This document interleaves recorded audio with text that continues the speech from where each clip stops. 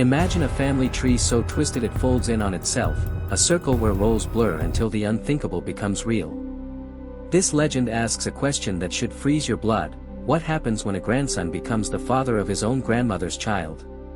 Imagine a family's history, carved in stone, telling a story that was not only impossible, but a complete paradox. In the quiet mountains of West Virginia, one particular legend tells of a cemetery that holds a secret that breaks the laws of nature. It reveals a dark obsession to create a bloodline that should never have existed. This is a journey into the heart of an Appalachian tale, a story of isolation so profound it could birth a madness that one family, and their entire community, would pay for in blood and fire. We're going to follow the whispers that linger in the mountains, back to a woman named Betty Kane, and the horrifying plan she set in motion. To understand the legend of Cane Creek Hollow, you first have to understand the land itself. The Appalachian Mountains are ancient, among the oldest on Earth. For centuries, their rugged, imposing geography has shaped the lives of the people who call them home. The mountains aren't just a backdrop, they're an active force. The steep ridges and deep, shadowed valleys, what locals call hollers, create natural walls, turning small communities into worlds of their own. For much of their history, many of these hollers were connected to the outside world by little more than a dirt track or a winding creek bed. This isolation was always a double-edged sword. It fostered a fierce independence, a deep reliance on family, and a rich culture of storytelling and music. But it also meant that for generations, the gene pool in these isolated pockets could become dangerously small. Families sometimes intermarried, not out of deviance, but out of sheer necessity. The only available partners were often within the same small community, and that sometimes meant cousins. Now, it's really important to stop here and address a painful and pervasive stereotype. The image of the inbred hillbilly is a damaging and mostly false caricature used to mock and dismiss an entire region. Scientific and genealogical studies have repeatedly shown that, overall, rates of marriage between relatives in Appalachia are no higher than in many other parts of the world. The vast majority of Appalachian people are no more inbred than anyone else. However, the stereotype, like most, is born from a kernel of truth that got twisted and exaggerated. In extremely rare and isolated cases, the geography did create pockets where genetic diversity became dangerously low. These are not the norm, they are the stark exceptions. But they are real, and they show what can happen when a bloodline turns inward for too long. History gives us a few well-documented examples. Maybe the most famous is the Fugate family of Troublesome Creek, Kentucky. Starting back in the 1820s, a rare recessive gene carried by the family's founders meant that generations of Fugates were born with a harmless but startling condition that turned their skin a distinct shade of blue. They lived long, healthy lives, but their blue skin was a visible marker of a bloodline concentrated by isolation. A more troubling modern example is the Whitaker family of Odd, West Virginia. Their story, brought to light by photographer Mark Lyda, offers a raw and often debated look at the devastating consequences that can occur after generations of complex intermarriage. The family line reportedly resulted in severe physical and cognitive disabilities among some living members, a painful look at the real-world impact of a collapsed family tree. These aren't legends, they are documented realities. And they provide the necessary, sobering context for the folklore that comes out of the mountains. They prove that while the stereotype is wrong, the conditions for genetic anomalies did exist in these isolated pockets. And it's in that fertile ground of possibility that the legend of Betty Kane and the impossible cemetery of Cane Creek Hollow takes root. It's a story that asks, what happens when that genetic turning inward isn't an accident of geography, but a deliberate, horrifying plan? The story begins, as so many dark tales do, with a place that exists more in memory and whisper than on any map.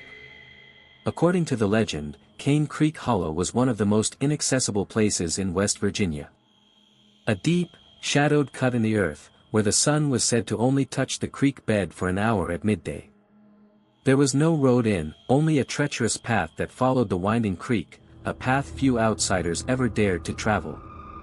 The families there were said to have been there for 100 years without ever seeing a stranger. And at the heart of this isolated world was its cemetery.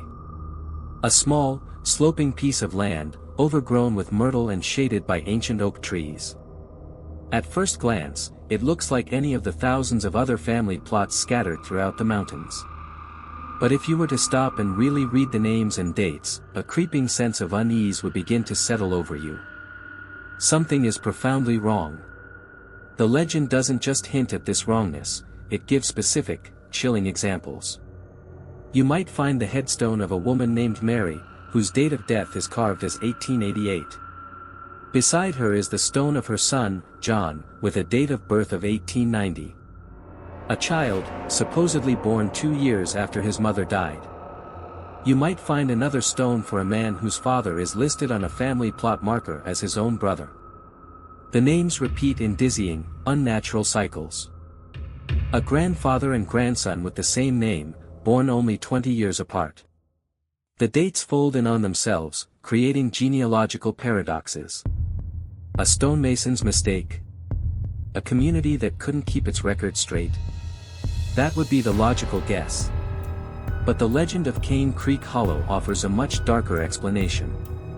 It claims these weren't errors. They were intentional. They were warnings. The community, bound by a terrible secret, couldn't bring themselves to write the truth of what had happened. The sin was too great, the story too unnatural. So, they encoded it. They carved the impossible dates into the headstones as a permanent, silent testament to the abomination that had taken place. It was a way of marking a tainted bloodline, a way to tell the story without speaking its name. The paradoxical stones were a reflection of a paradoxical birth. The child born after his mother's death was a symbol for a child who came from a lineage that, by all moral and natural laws, should have already ended. The stones weren't a record of history, they were a cry for help, a warning to anyone who might stumble upon this place. Something against nature happened here.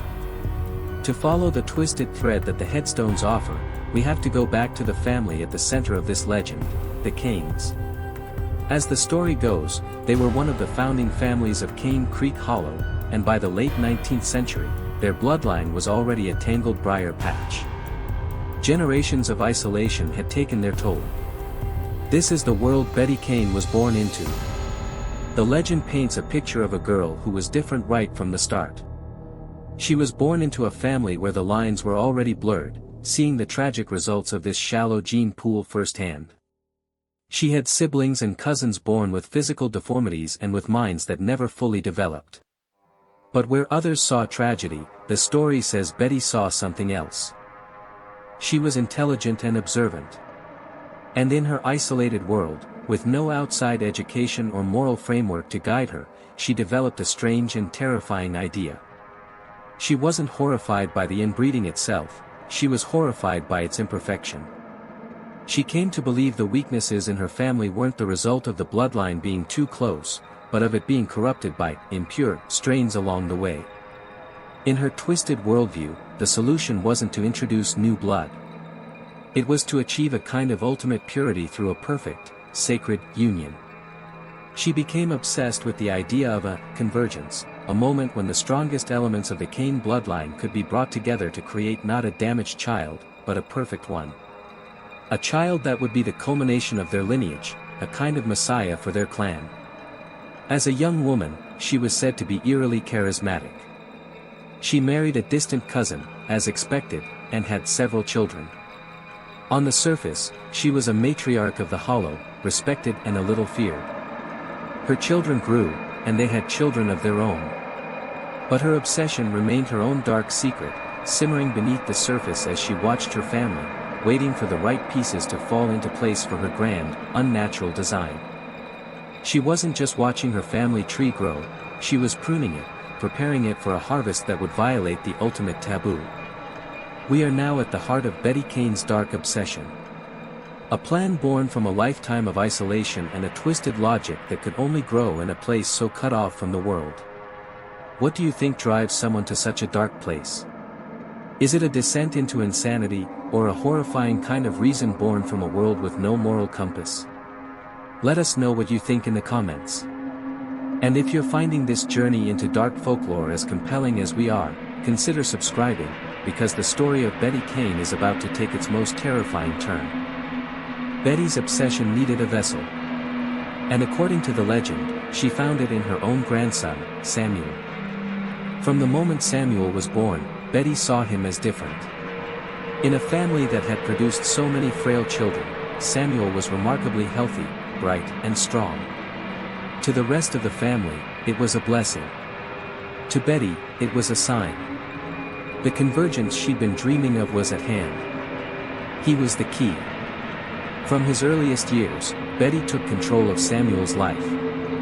She became his primary caretaker, slowly isolating him from his own parents and the other children. She filled his mind not with children's stories, but with her own dark mythology. She taught him that their blood was special, sacred, descended from ancient kings.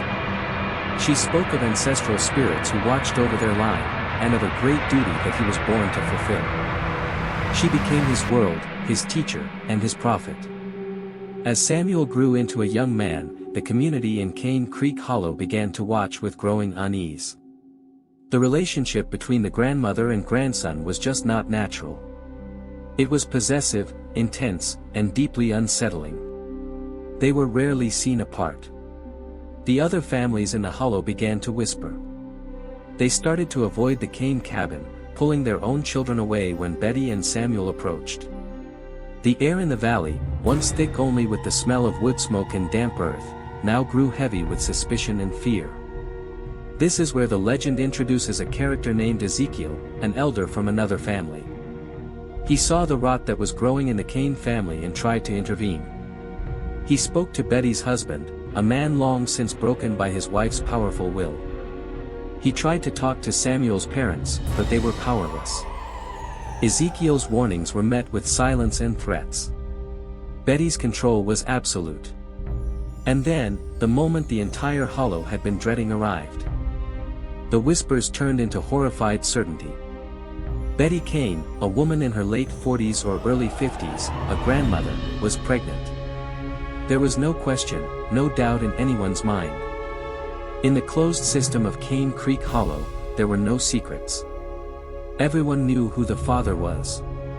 It was her grandson, Samuel, the boy she had groomed from birth for this single, horrific purpose.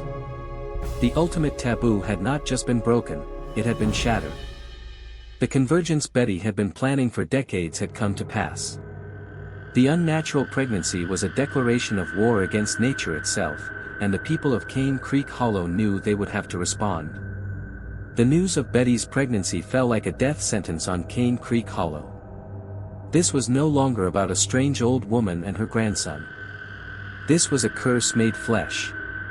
The families of the Hollow felt a primal terror. They believed this abomination, growing in Betty's womb, would bring ruin upon them all, blight on their crops, sickness on their children, the wrath of God on their valley. They were cut off from the law, from any outside authority. They were alone with their monster. Ezekiel, the elder who had tried to warn them, now became a grim leader. The heads of the other families gathered in a clearing in the woods, their faces lit by the flickering light of pine knot torches. There was no debate, only a heavy, terrible consensus. They were judge, jury, and executioner, convinced this was necessary for their own survival. One night, a group of silent men marched up the path to the Cane cabin. They carried rifles, but also torches. There were no shouts, no accusations. Just a grim, unified purpose. They surrounded the small wooden structure, a fortress of madness that had held their community hostage. And they set it on fire. The legend says the cabin went up in a furious blaze. No one inside screamed. Or if they did, the roar of the flames consumed their cries. The men of the hollow simply stood and watched, their faces hard in the firelight, as the cabin that housed Betty and Samuel, and their unholy creation, was reduced to a glowing pile of embers. But the story doesn't end there.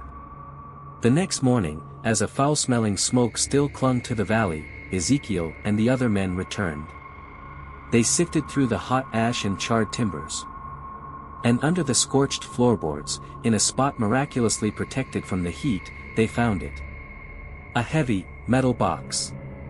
With trembling hands, they pried it open. What they found inside was more horrifying than any of them could have imagined.